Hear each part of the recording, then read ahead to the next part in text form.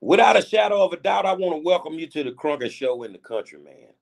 And you know who I am. I'm the five-star general. Y'all forgive me, I'm having internet problems, but that's okay because we're going to use the phone again tonight. But tonight, I got a very special guest, somebody that can help us get some things moving in our communities that, that 18th Congressional District.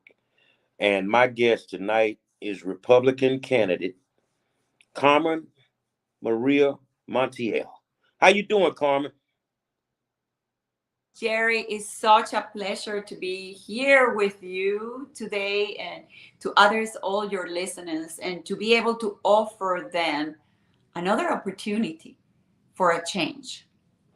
Exactly. Um, I met this young lady out on the campaign trail, and I was very, very impressed. I went and did some research, like I do, all you guys, and make sure you push the share button on this video. We wanted to get out everywhere, and I did my research because I research all the candidates that I'm thinking about voting for, and then I give you guys my recommendations.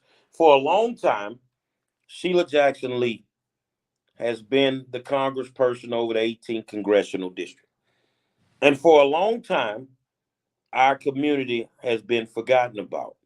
Now, a lot of people will be like, oh, well, I don't want to vote for a Republican. You can either get past the D's and the R's, get past the D's and the R's and go get the most qualified person to represent you.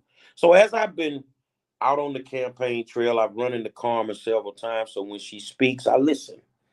I just listen. And then I listen to some of the problems she's talking about, but yet she seems to always have a solution to the problems. And in the 18th Congressional District, we got a lot of problems. We got a lot of problems, and we can't keep overlooking them. We can't keep giving passes. So the thing is, all of you people that's on Sheila's bandwagon, tonight you just might get off. So we're going to start it up, Carmen. Introduce yourself to the people and tell them why you running for Congress. Well, I already introduced myself, and you have heard me. I said, my name is Carmen Maria Montiel, and I come from the future. And I say that because I was born and raised in Venezuela, a country that at some point in the region, Central and South America, was a booming country, economical. It was the richest country in the region with the most stable democracy. But that country today is destroyed under communism. And people need to understand that socialism is the door entry to communism. And communism is a Ethiopia that, utopia, I'm sorry, utopia that doesn't exist.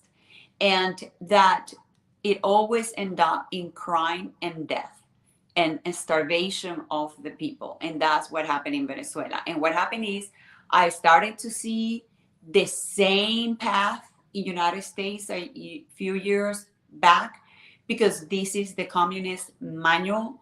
They follow it step by step. And when it started happening here, when I started seeing all this change, I said, okay, I recognize this.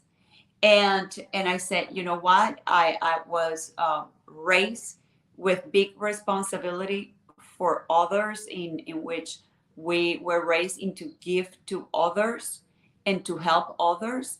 And I said, I recognize what's happening and I can do this because I understand that as a congressperson of any political position, we're servants. We have to serve the people and work for the people. And that's why I'm running, because we need to stop this craziness of trying to make this country, take this country to communism, and we need to stop worrying about the politicians forgetting that this is service, just working for their own personal benefit, and start working for the betterment of our community. Now you're running against the biggest pit in the litter. And if you didn't, mute your microphone so we don't have feedback because his iPhone will give us a little bit. You're running against the biggest pit in the litter, Sheila Jackson Lee, who's been a staple in the U.S. Congress for over 20 something years. She's been there ever since I was a kid, and I'm 54 years old.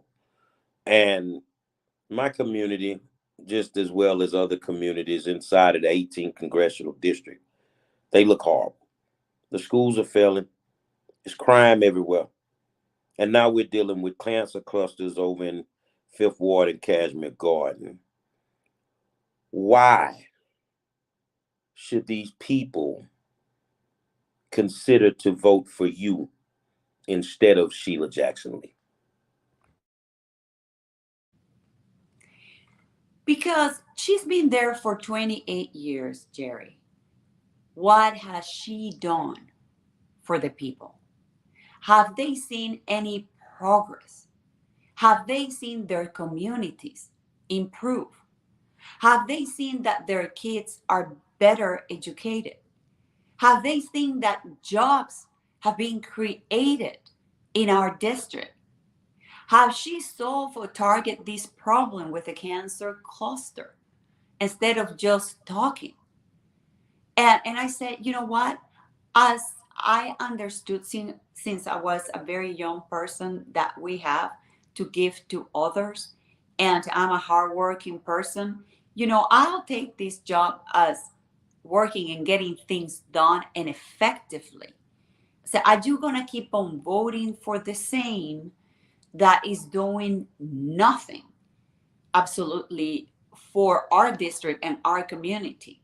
I said, do you want, change or more of the same? And that's, our slogan is, do you want change or more of the same? If you want more of the same, that actually is getting the district in a worse condition, not in a better condition. And I said, that's why I am the other option. I am the option that is ready to, pull up my sleeves and get to work for our children and for our community. Well, I know last week, I think it was last weekend, Sheila Jackson Lee had a giveaway for milk for infant kids, which I think was nothing more than a publicity stunt. Mm-hmm. That's Yes. that's what I feel. I mean, because let's just say you had a truckload of milk. You could have given away 6 bottles of milk and everything else you gave away until it was all gone.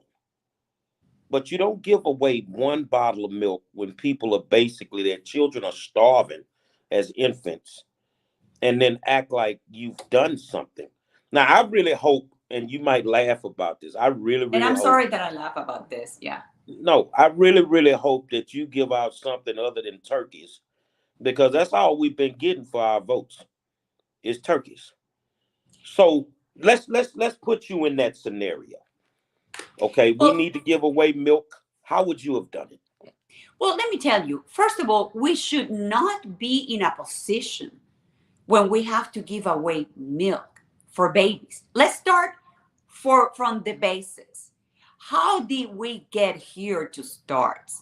And that's when I said I started to see how our country is going the same path like Venezuela. When I was in Venezuela, the shelves in the grocery stores were full. We have need for nothing. You want to go to the grocery store and you bought whatever you want. That was this country, my country today, United States. You went to the grocery store and everything there was there available for everybody to shop for. But we have seen that in the last 2 years, our shelves are empty.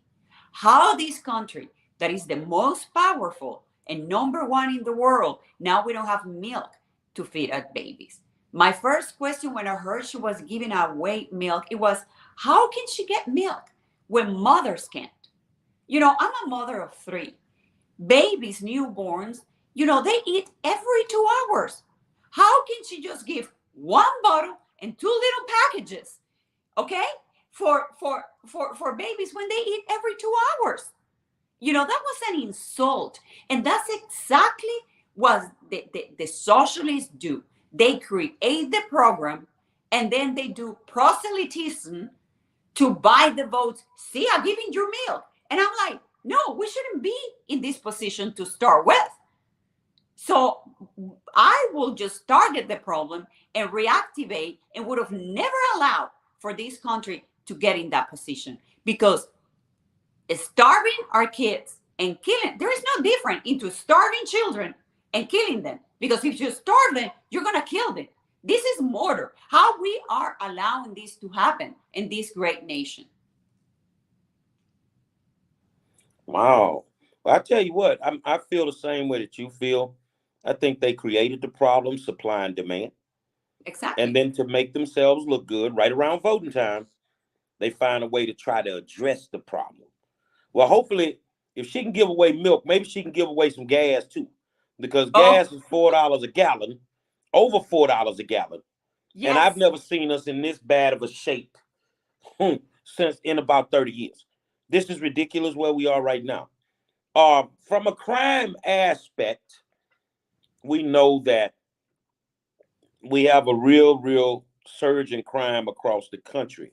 Serious A problem. lot of people attribute it to the pandemic, but I believe that crime was surging before the pandemic. Yes. From a congressional standpoint, how would you address crime, especially in your 18th congressional district, which is one of the most violent districts in the United States of America?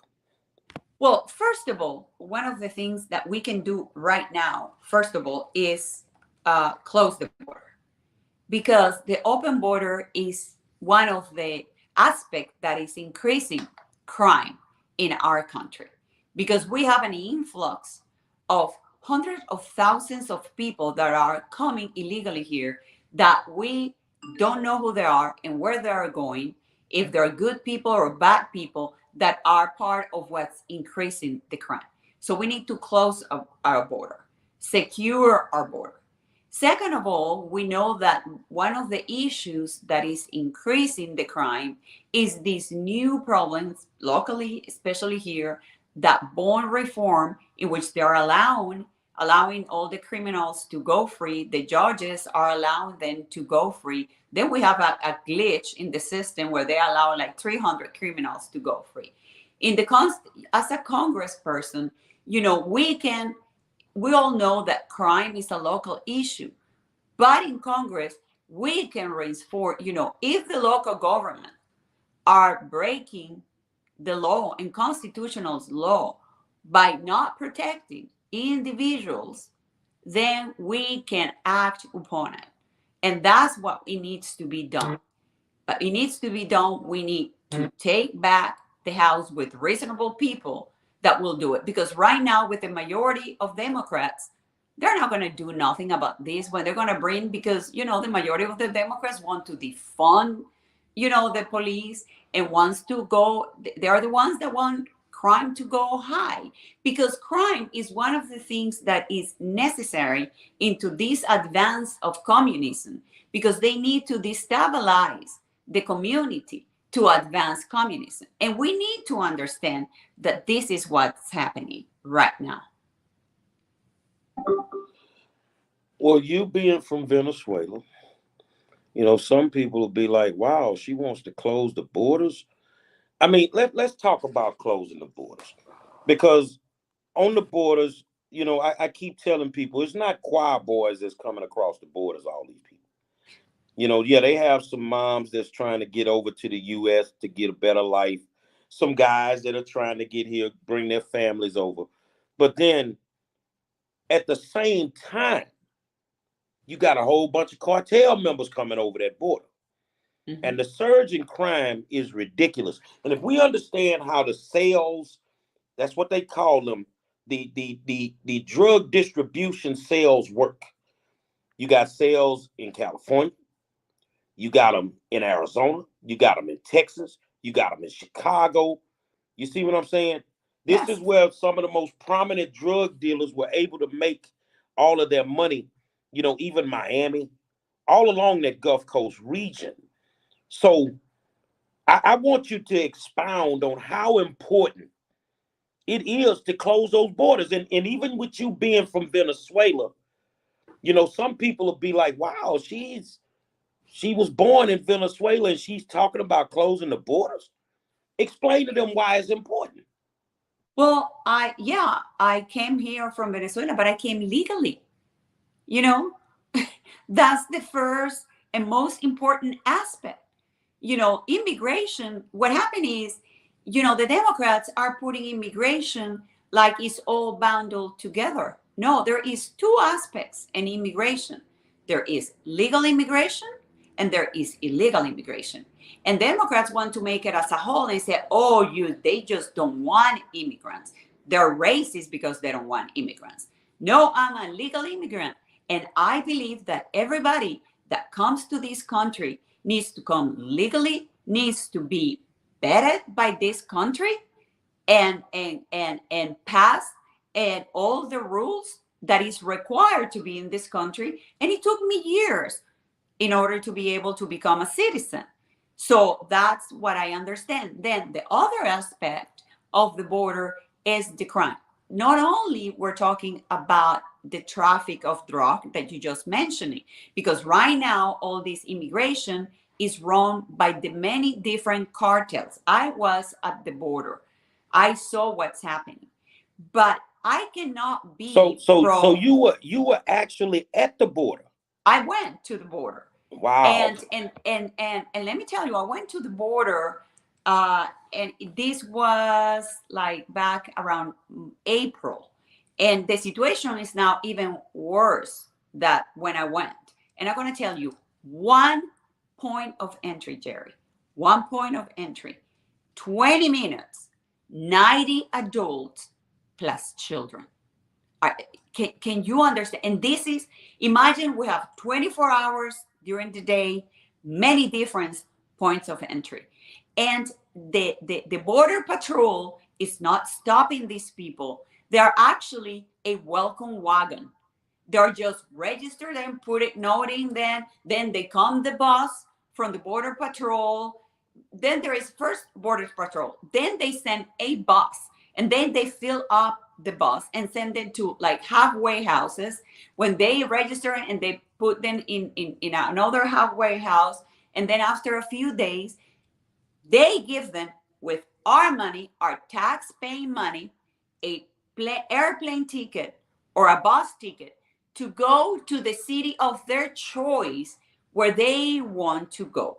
In the meantime, we're all footing this bill. That's one of the problems. The other problem is the crime besides the drugs. Huh? Let me ask you a question.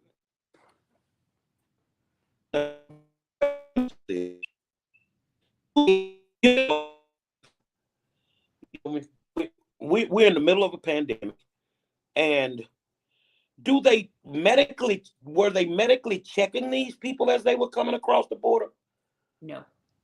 No, they don't get checked. So we don't know if they got the coronavirus or nothing when they bring them over here. No, and they come without mask, and you can tell that these people, listen, they're not even coming from Mexico right now. They're coming from Central America and any other country, Nicaragua, Guatemala, El Salvador, Venezuela, Haiti. What I saw that day is specifically in that point of entry were Nicaragua, Guatemala, and El Salvador. And they came without masks. They tell you that they were walking for 10 to 20 days. It's impossible that they are coming from Guatemala, El Salvador, Nicaragua, walking for that. That takes you months. And then I saw their aspect. I analyzed them, their nails. Because if you've been in that situation, your nails are dirty. Your shoes are ruined. No, these people look very fresh. So we know that for me, my conclusion was they're driving these people in buses on the other side, and then they're just coming across. Now, what's happening in the crimes beside the drug? There is human trafficking, children trafficking, sex trafficking. The women and the children are getting raped. How can I be pro any of that, Jerry? How can I support that people risk their life in this manner to come to this country for a promise that, let me tell you right now, how can these people think they're going to come here to work and have a better life when even the people in the United States are not having a better life? When we're not be able to solve the problem in my district, in the third and the fifth ward, and we are, oh yes, let's have all these people coming illegally under the hope and promise that they're going to have a better life. We're just increasing poverty and misery in this country. That's what they're doing, the Democrats, by opening up borders, because there is no infrastructure. No country have the infrastructure to absorb a vertical growth of the population like we are seeing in these last 2 years. So your position is they're taking our tax money and they're Mhm. giving it to people that are not American citizens, and that should not be done. If I Yep. correctly understand you, and then of course all the other issues that they have. But you know what I found strange about the crossing of the border and all of that? When the pandemic started, Mexico would not allow us into their country.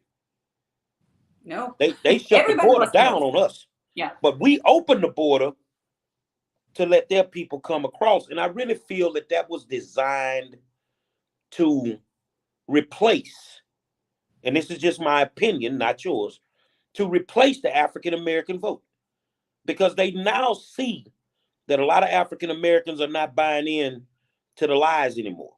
So they let these people come over here and remind them, we allowed you to come over here. And Sheila Jackson Lee was a big supporter of allowing this to happen. So let's kind of switch gears a little bit and let's talk about some money. Let me tell you about what you just mentioned, Okay. because it's part of the plan and the manual. And that's what I say. I've seen these before, and I know the attack, because this is an attack to our border by migrants and illegal immigrants. The way it's happening is something that happened in Venezuela in the 70s and 80s, and with that, crime increased. And then our hospitals, the local people, we used to have a social security that worked where the citizens of Venezuela were able to be treated for free in the hospitals. The people of Venezuela could not go anymore to these hospitals. And what happened is 20 years later, the children of those illegal immigrants were the one who voted for Hugo Chavez, because this attack of illegal immigration like this change the identity of the country. So I see this scare, because this is part of the plan. This is part of the communist manual. Okay. So let's say Carmen is the congressperson for the U.S. 18th Congressional District. Now, I got a problem with this. Some people are going to be mad at me. I think it was yesterday that they voted to send $50 billion to the Ukraine.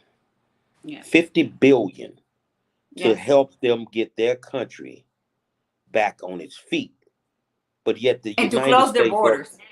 yeah, but the United States of America, we're not taking care of our veterans. We're not taking care of our homeless populations. No. We're not taking care of our seniors. I just had a lady today call me, need rental assistance.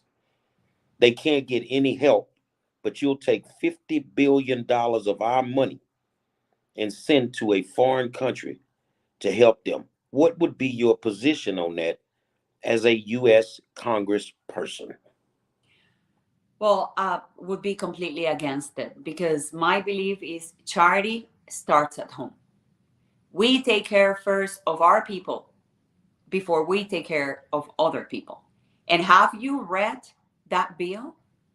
All the money that is going for other things besides Ukraine? So, and that's the other thing. We need to stop these omnibus bills where, with the excuse of one thing, they're just sticking us with some other expenses that are unnecessary. So, for me, is America first. Because when I say America first, it's our people first. And that's my position. I would have never voted for such a bill. Sadly, many Republicans voted for that. But my position will be completely against it. Well, that alone, you got my vote. That alone, I'm tired of taking care of people that are not United States citizens. I don't care if you're sitting out there and you want to play the political game, and you know that's why I don't want to vote for Monroe. Well, you don't have to. I don't believe that I need to take care of people from other countries that before I take care of the people that are already here. We Don't you need do to it in your take care of house? home. You Excuse feed me. your children first. You Exactly. take care of your house first. And let me tell you, the other problem with putting this country in the depths we are, you know, uh, we are, the debt this country have is like how we're going to pay for this. And we're seeing the result of that is the inflation we're living in right now. That people right now are not going to be able to make ends meet. And eventually, they're going to raise our taxes. And when you start suffocating the people, who is the people that suffer first? The middle class. And when you exterminate the middle class, then you have communism. And then you have massive poverty. And that's where they're driving us to. And that's what we need to stop, Jerry. Hold on a second. Okay. Cancer clusters in the 18th Congressional District. Yesterday, it was revealed that several politicians, whether they were black or Latino or whatever, had been taking money from Union Pacific, which is technically the company that created the cancer cluster issue in the 18th Congressional District. This is your opportunity to talk directly to them. They've lost their family members. They have people that have cancer now. What would you do differently to deal with this issue? And right now you have the eyes and the ears of a lot of people from that district that are affected by those cancer clusters who for many years automatically pushed the button for Sheila Jackson Lee. So how would you deal with that from a different aspect? Well, what you have seen with this problem, it's been going on for a few years. And typical political issue, yes, they promised they're going to do this and that they're going to give a health report, and years go by and nothing happened. And what I want to do is, I don't need to wait until November, until election. I want to call Union Pacific now and call them to the table to, with the people in our community, to have answers, but more than answer, solutions to the problem. These kicking the ball down the road and say that they did something and then they're going to sit and wait, that has to stop. We need to take action now, call the people of Union Pacific and do something. Give answers, take action, and give back to the community. Because at this point, they need to allocate money to give back to our community. That will be a good way to handle this problem. Okay.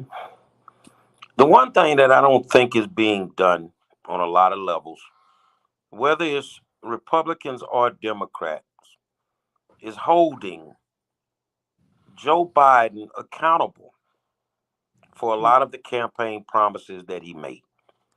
And one of those promises hits real close to home for me, which is the elimination of educational debt through student loans.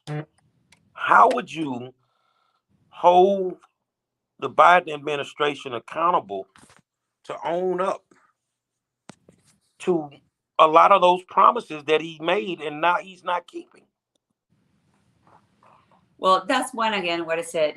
Politicians, they do what is called proselytism. They just give the promise, they give the people what they want to hear, but they know they're never going to do it. Because, Jerry, it is not fair that people that, when they pay the student debt, we're all going to be picking that tab, all of us. And we have to understand that Many people never went to college. Many people did not have that opportunity.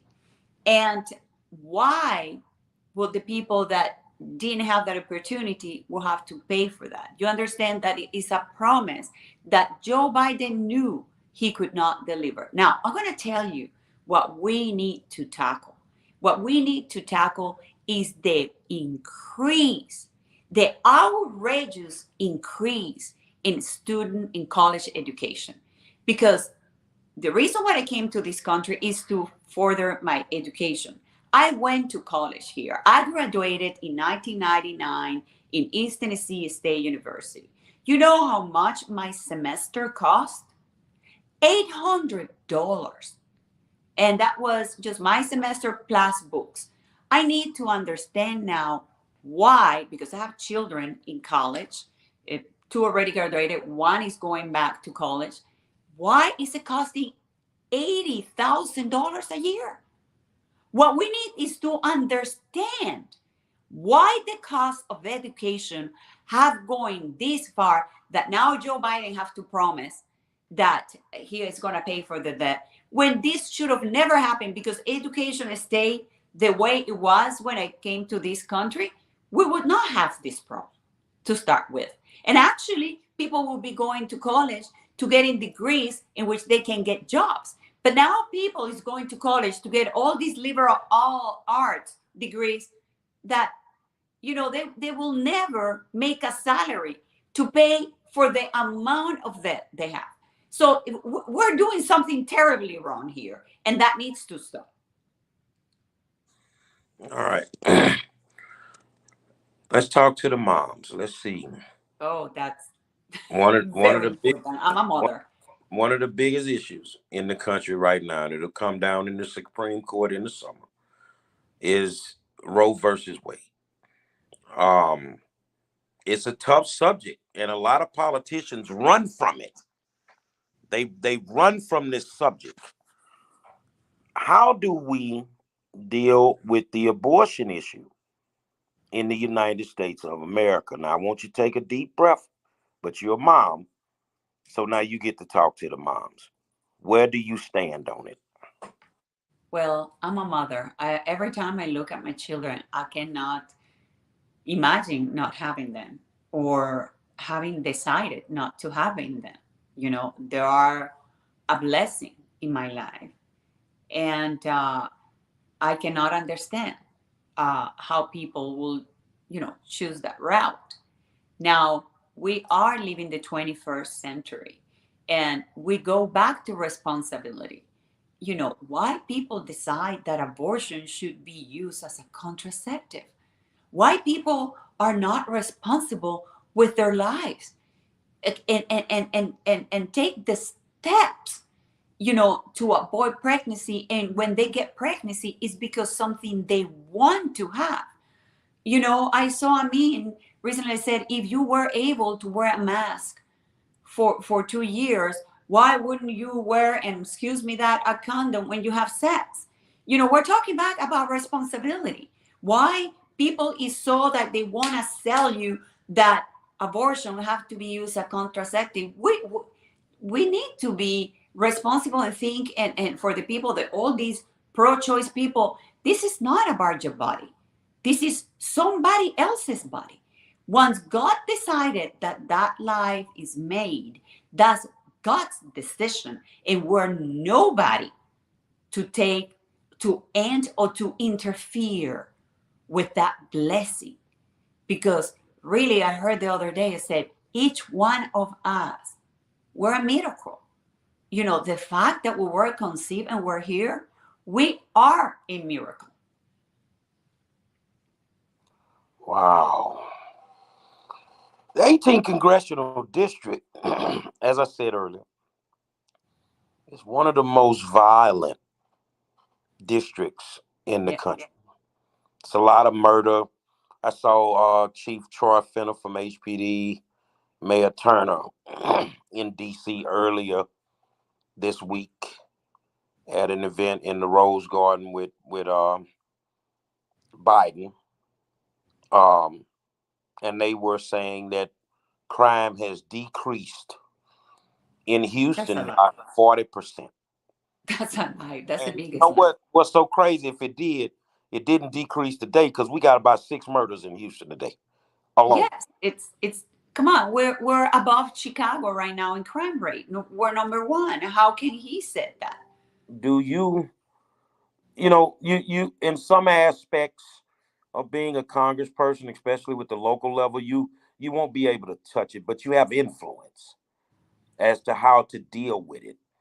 How do we deal with the surge of crime in in in um in the 18th congressional district? Whether it's making sure that the bonds are high because every person's entitled to a bond, but I don't think that you should have 3 or 4 bonds. I don't believe in that. But how do we tackle the crime issue in the 18th congressional district when everybody seems like they're turning a blind eye to it? Well, you know that the bond issue, the bond reform was the biggest, mistake and should have never happened. It's in fact it's illegal. It's like you said, everybody it's entitled to a bond, but it's while you are in bond, they commit another crime and they keep on getting back and they keep on getting released 2 or 3 times. That has to stop. We know we have a problem with the crime. Like I told you, this is a local issue, but I'm willing to work directly and closely with the local authorities to inform crime and to have Congress having our local authorities accountable for what they're doing, accountable for not providing safety to our citizens. Because at the end of the day, that's the role of politicians and the government, no more the politician, for the government is to provide a safety environment for our community. And that's why we need to work together with our local authorities and at the level of in Congress, like I told you, is to enforce the Constitution. And at this point, our local authorities are not enforcing the Constitution. The Constitution. I lost you, Jerry. Well, now I'm going to no. Well, I'm gonna keep on talking to everybody. Are you back?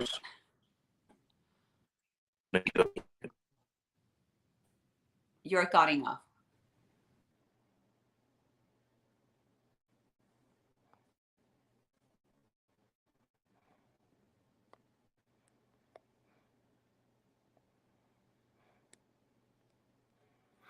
We're gonna get her back in. Just bear with me for a second. She'll be back.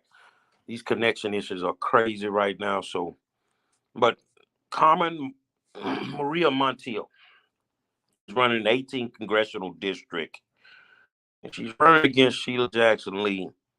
And I'm sitting here listening to some of these answers to these questions, and I am in amazement because it's time for something different in the 18th congressional district. You guys hold on just a second. Let me send her a text so I make sure that she's there.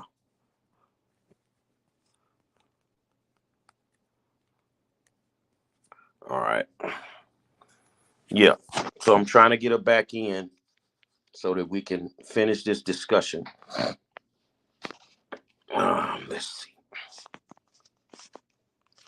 But she's gave some very insightful answers to the questions that were asked. Okay, there she come. Hold on a second. There we go. Yeah, the There you go. sister Now kick us you're out. back. Yeah. Yeah. Now you're back. So tackling crime, go back and finish what you were saying. Yeah, tackling crime, I'll tell you, it's a local issue. But what I can do as a congresswoman is work closely with our local authorities. But most importantly, is at the Congress level, is to making accountable our local government for enforcing the Constitution. And as the government is responsible for providing a safety environment to our community. And what's happening right now with the laws implemented by our Harris County judge and the commissioners and the judge allowing the criminals to go away, all these people should be accountable for what they're doing because they are not providing safety to our citizens. I like that answer. I like that. Uh, our schooling in your 18th congressional district, especially in the 18th congressional district, you had a school district, North Forest Independent School District, that was Yes, eventually closed down. That attributed to the rise in crime. But the schools that are in the 18th congressional district, at least 86% of them they're failing. Don't provide funding for them, but yet when I look up all the time, I see these politicians at the schools giving away stuff and trying to make themselves look good. But at the same time, that school is failing. The U.S. Department of Education, to me, is a sham. It should have never been created. It doesn't serve a purpose. exactly. What is your ideologies on that? It should have never been created. And I would love to have it eliminated. I think education, it should be up for each state to run it and for each local government to run it. For me, is one of the things that actually, if we want to save money in this country, there is a couple of secretaries or that we need to get rid of. And the reason why they're being implemented, it's part of this communist plan, to control. Because what they're doing, it's because has education improved? Not at all. Actually, they are destroying education. We're seeing how our children, many children, graduate and they don't even know how to read. How is it possible that children go to school for 12, 14 years and they finish school and they don't know how to read? If we don't have an educated population, how can America be the best? How can America keep on being the greatest country in the world if we're failing our children? And that's part of the plan. They want to destroy and make America mediocre. And we need to give education also back to the parents, because one of the things is now they want to erase the parents out of the responsibility of educating our children. And nobody knows best what's the best for our children than parents. And the reason crime, you see how this goes around. They create the problem, they create crime, then they close the schools because there's too much crime. And then if the children are not educated, and what they're going to do, they're going to be out on the streets and more crime. You understand that they're creating something when we are not going to get ahead out of this. But if we educate people, if we give people hope and dreams for a better tomorrow, we will have a better world. We will have a better America. If you go to bed every day and you wake up and you don't have a hope for anything, then we're going to destroy this country. But, I see, and I'm going to give my children wake up every day excited that they're going to go to school because they're excelling in school and they're looking forward to go to the university. We need to give the same thing for every children in this country. Wow. I totally agree with you. I don't think that we're purposely not educating these children. But yet you have to turn them loose in society to be men and women. And they have no, and a lot of them don't know enough not get in trouble. They don't. You, you coming here from Venezuela, how important is it for these children to get a quality education? Well, it's the first thing that they destroyed in Venezuela. It was the education. Under the excuse that now they were going to have free education, which it was a lie. Venezuela had free education always. And Venezuela, when the people of Venezuela started to flee the country, we were labeled, all the people that came from Venezuela, as the highest educated people. Not anymore. Right now, the people are at the same level. They don't know how to read, they don't know how to do math, but that's the plan. Raise a mediocre generation that you can control And then not only control because they don't have education, you can control because they don't think by themselves. Then they don't have hope, so probably they will go into drugs.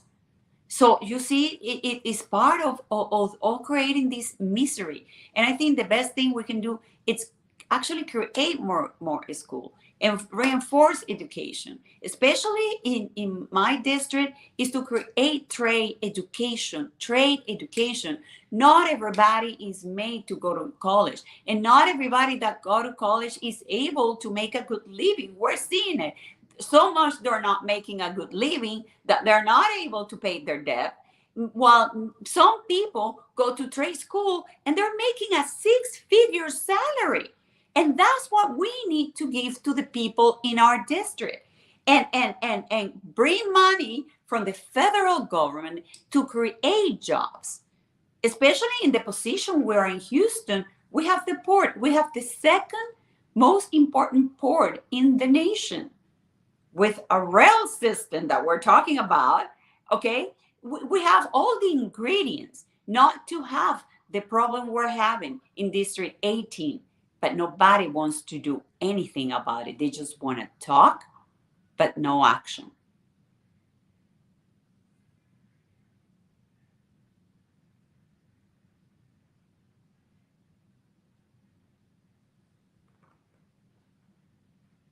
Are you there? Sorry. I I'm sorry. cannot hear you. Yeah, you have my vote. You have my support. The change that you're talking about, seen it in 30 years, and I think after years of doing the same thing over and over. So what I'm going to do is that time to vote. Sheila Jackson Lee versus Carmen Maria Montiel. That you go in that voters booth and you push the button for change, which is Carmen. You Yes. push that button. Five start telling you, y'all hit my inbox. You call me, man. Who should I vote for? I'm telling you who you should vote for, and you need to spread the word. She's gonna tackle the cancer cluster issue.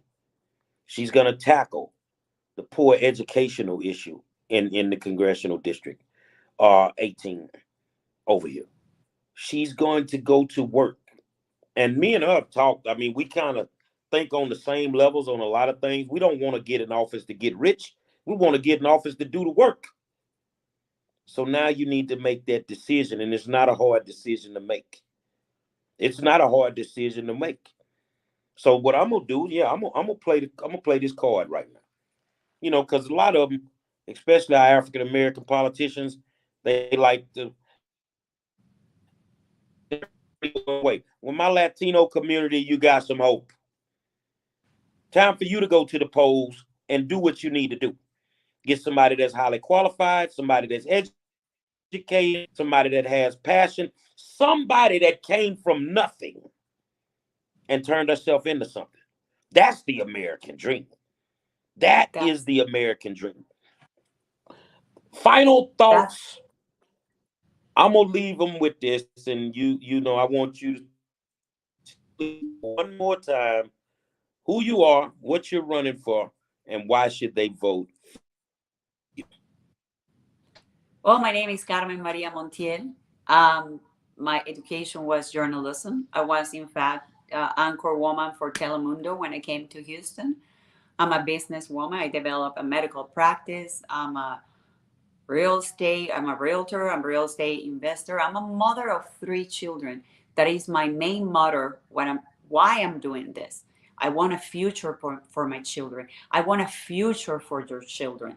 I want, now that my children are gonna off to college, I want to dedicate my life to make sure that our children have a future, because for too long I seen in the District 18 that nothing is happening, that they're ruining the education of our children. And we need to change that.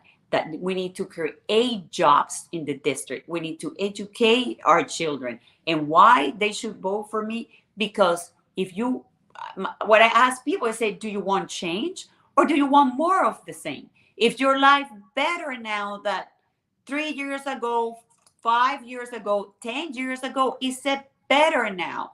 And if, just think about it, analyze it. And if you realize that it's not better, actually it's worse, are you going to keep on doing the same? Let's do something different, but then let's do it together. Because I believe if all put our heads together and our hard work, I'm willing to do it and go the distance, and I'm willing to dedicate myself to our community. Because once again, I want our children to have hope and dreams, and to dream for a better future for themselves and for their own children. And to the Latinos, I have to tell the Latinos, just think why you came to this country. Analyze it. Latinos and the Blacks and everybody, what's important to us? Faith, family, love of country, and work ethics. We're hardworking people. You came here to offer a better life to your children, to educate your children. Latinos are entrepreneurs, and they're losing their business because of all these regulations. I just ask you, is this what you came to this country for? No. Then vote for me, because what I want to do is to preserve the American dream, because that's what we all came here, and everybody deserve to have a dream and accomplish it. Well, I tell you what, I want to challenge you on something. After these runoffs, my Republican sister, me and you need to do a fundraiser, a public fundraiser for the people.